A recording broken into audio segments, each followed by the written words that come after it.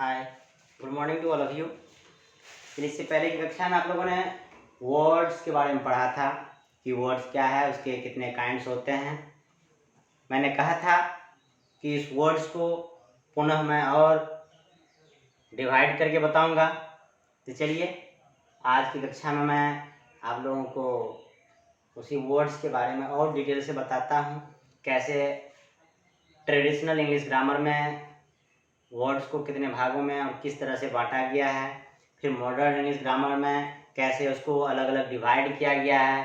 उसके बाद फिर वर्तमान समय में जो ये ग्रामर चल रहा है इसको अल्ट्रा मॉडर्न इंग्लिश ग्रामर कहा जा रहा है। तो इन सारे अल्ट्रा मॉडर्न ग्रामरियन ने इस ग्रामर को, इनके वर्ड्स को किस तरीके से बांटा है, मैं उसकी चर्चा आज करता हूँ और उनके बारे में मैं बताने जा रहा हूँ। चलिए, वर्ड्स को हम लोग पार्ट्स ऑफ स्पीच कहते हैं। पार्ट्स ऑफ स्पीच आप लोगों ने पढ़ा होगा पहले, या नहीं पढ़े हैं तो आज मैं बता दे रहा हूँ कि इस वर्ड्स को ही पार्ट्स ऑफ स्पीच कहते हैं। अब देखिए, पार्ट्स ऑफ स्पीच का डिफिनेशन जो है,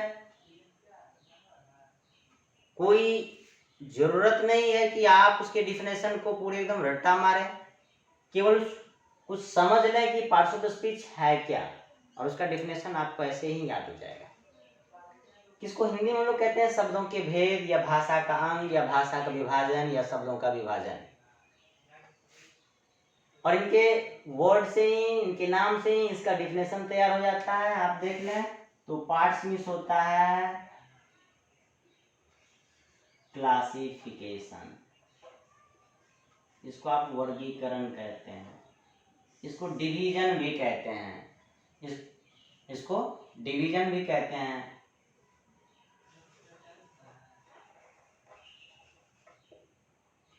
इसको डिवीजन भी कहते हैं, अर्थात बंटवारा।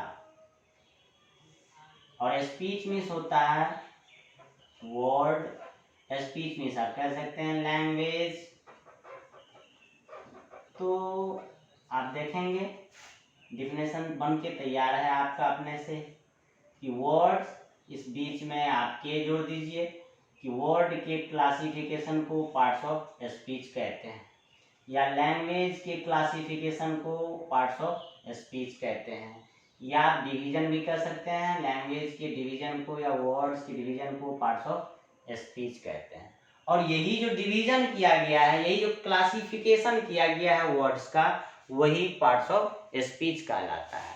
तो आपका डिफिनेशन तैयार है कि आप कह सकते हैं the classification of words is called parts of speech, कि हर एक वर्ड का डिफिनेशन उसी में इंक्लूड रहता है। केवल हम लोगों को समझने की जरूरत है कि, और उसको निकालने की जरूरत है कि आप कैसे उसकी डिफिनेशन को निकालते हैं, बनाते हैं अपने से, अपनी अंडरस्टैंडिंग से।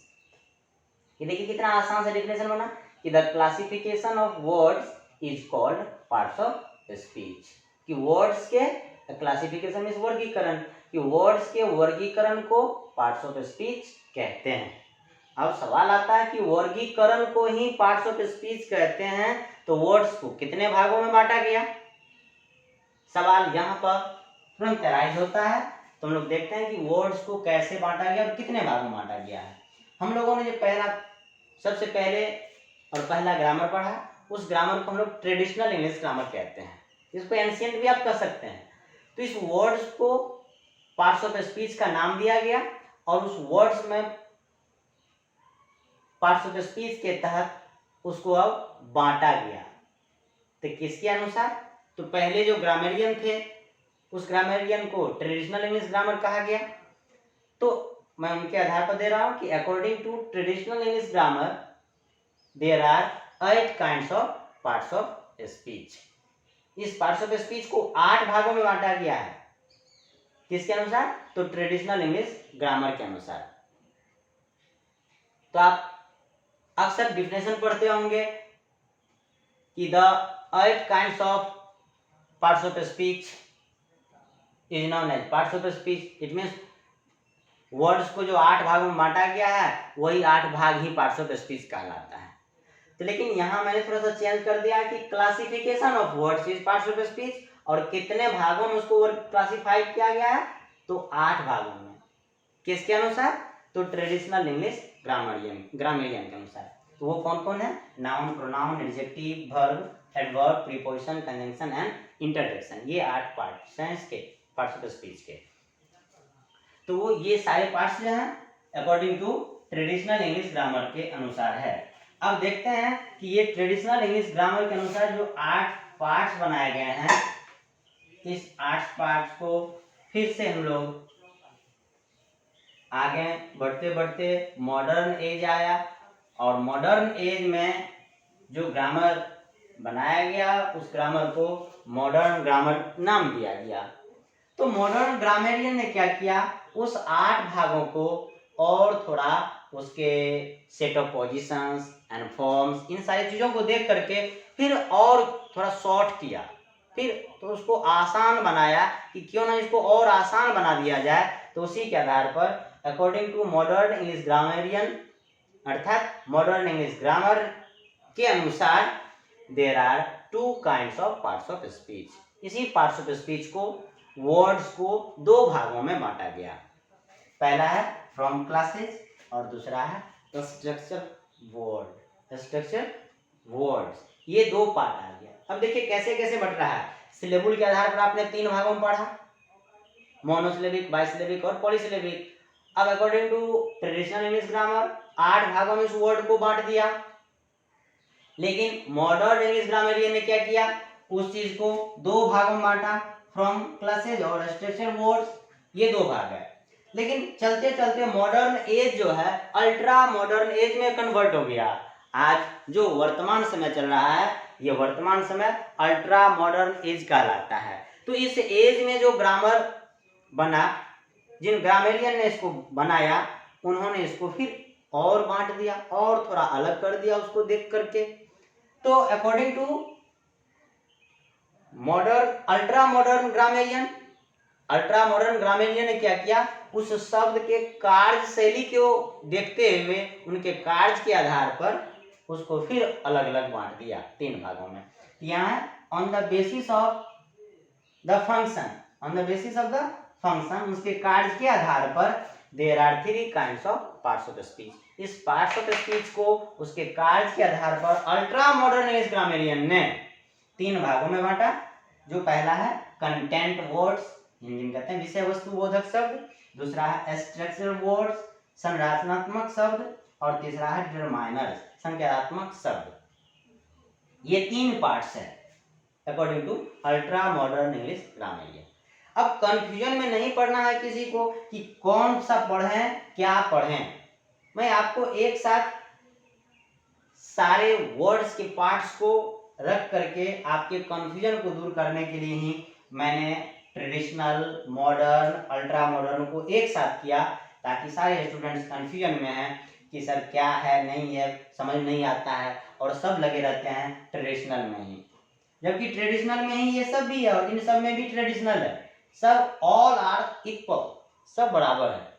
तो हम लोग देखते हैं कि कैसे फ्रॉम क्लासेस में ट्रेडिशनल का कुछ पार्ट आता है और स्ट्रक्चर वर्ड में कैसे ट्रेडिशनल का कुछ पार्ट आता है।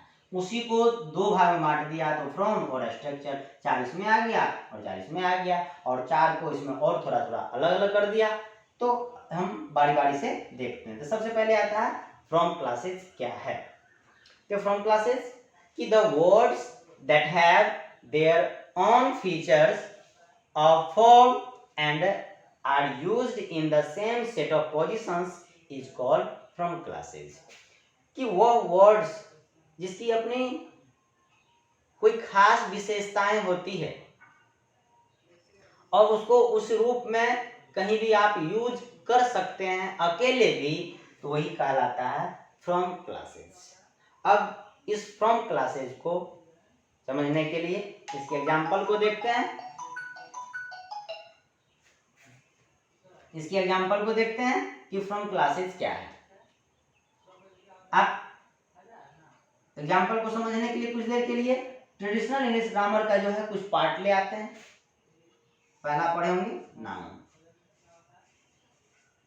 नाउन में रामू भी नाउन है, रामू को आप किसी भी जगह राहुल भी नाम है, इस राहुल वर्ड को किसी भी जगह आप ऐसे ही बोल देंगे तो उसका एक सही मीनिंग निकल जाता है, और इसमें कोई कुछ ऐड करने की आवश्यकता भी नहीं पड़ती है।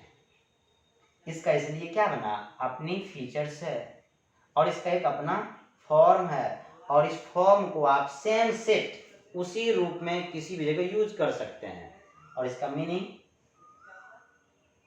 निकलता रहेगा, और वो भी मीनिंग सही निकलेगा, इसलिए इसका नाम पड़ा फ्रॉम क्लासेज। इसके बाद प्रोनाउन आता है, तो प्रोनाउन फ्रॉम क्लासेज के अंतर्गत नहीं आता है। एडजेक्टिव आता है, वर्ब आता है और एडवर्ब आता है, ये 4 है फ्रॉम क्लासेज में। तो आज के लिए इतना ही है, मैं नेक्स्ट कक्षा में आप लोगों को बताऊंगा इसके बारे में कि फ्रॉम क्लासेज क्या है, कैसे है, क्योंकि समय भी हो चुका है। Thank you.